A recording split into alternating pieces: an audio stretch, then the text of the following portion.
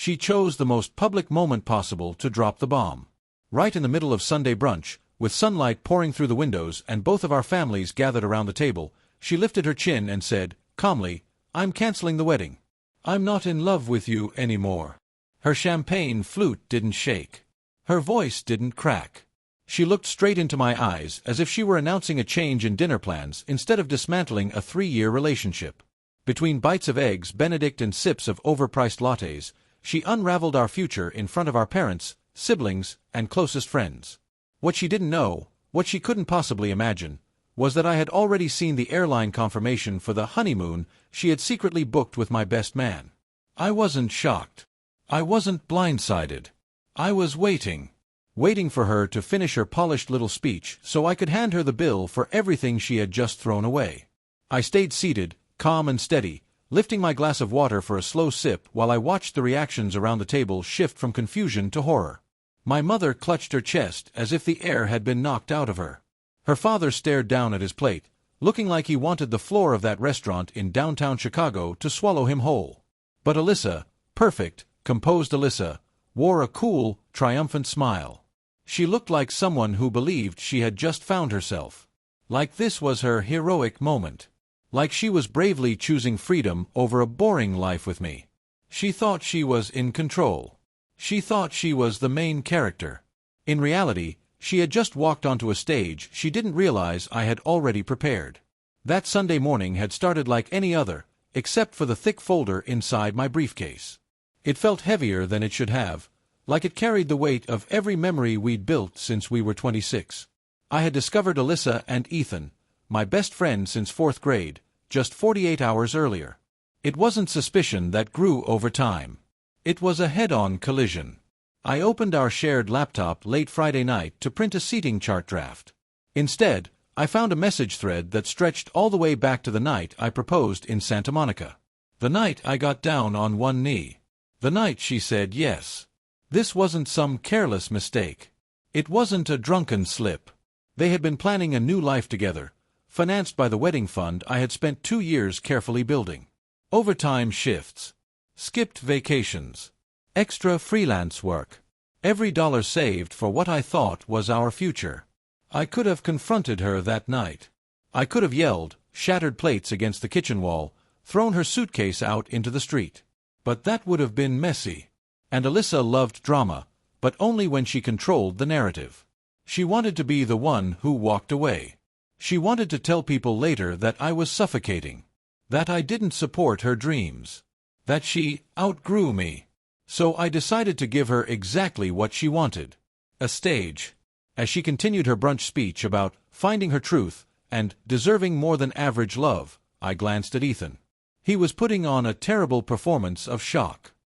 His hand covered his mouth, but his eyes kept drifting toward Alyssa with a flicker of pride. He thought he had won something. He thought he had stolen a queen from a king. He didn't realize the crown he'd grabbed was made of solid lead. "I'm sorry, Daniel," she said loudly, loud enough that nearby tables in the restaurant began staring. "But I can't walk down the aisle when my heart isn't in it. I hope you can forgive me for being honest." I gave a small nod. "Oh, I don't need to search for forgiveness, Alyssa," I replied evenly. "I already found the truth." The air shifted. I opened my briefcase and pulled out several envelopes, placing them neatly beside the half-eaten pastries. "Since we're being transparent in front of everyone," I continued, "I figured I'd share the rest of the story." I handed the first envelope to her father, Richard, the man who had proudly paid for the custom floral arrangements and a 5-tier cake flown in from New York. "Inside," I said gently, "you'll find receipts for the 3 bridal wellness retreats Alyssa attended last month.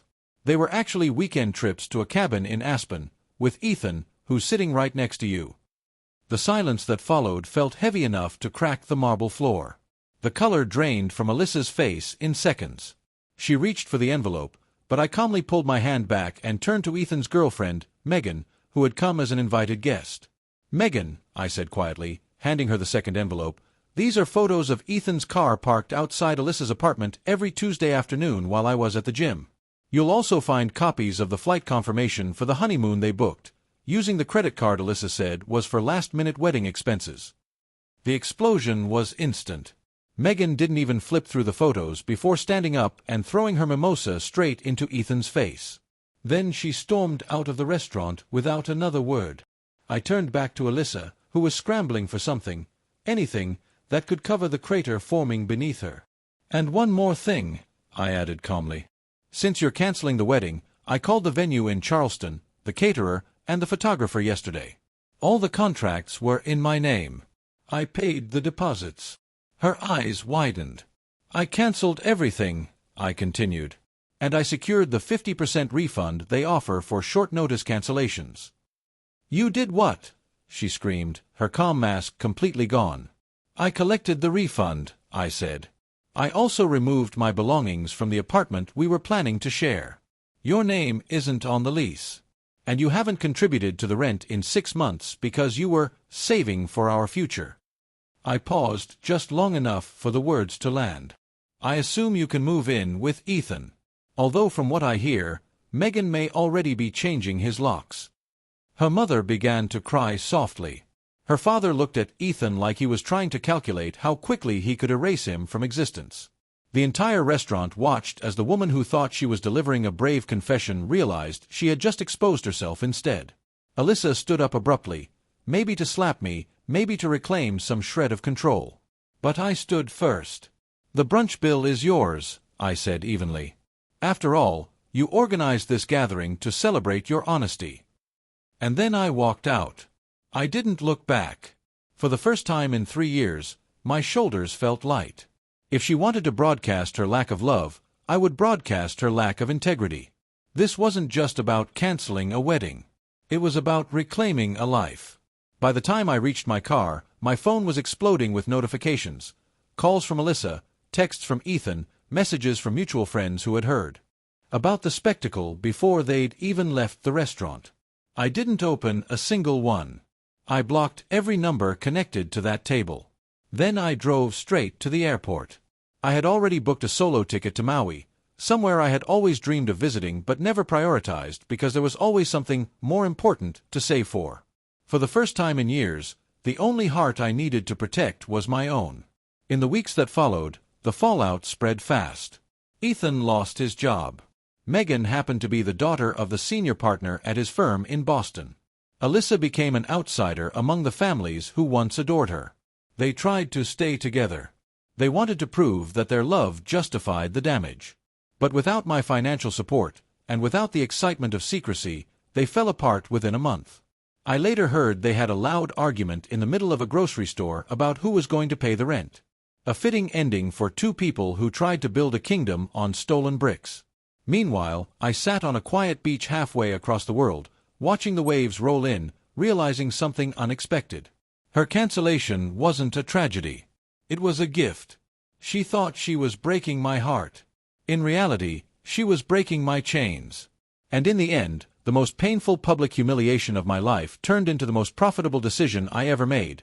Financially, emotionally, and mentally. So here's what I learned. When someone stands up in front of a crowd and declares they don't love you anymore, let them speak. Then make sure the crowd understands exactly why they're leaving. Because the truth doesn't just set you free. It clears the room of everyone who was never meant to stay.